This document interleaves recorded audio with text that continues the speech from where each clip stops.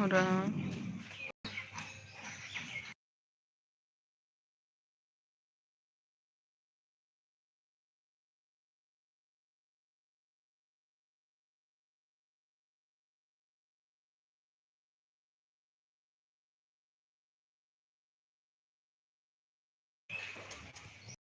एक मिनट, एकरे खातिर ड्रेस सेंड करे के पड़ी तो ये हो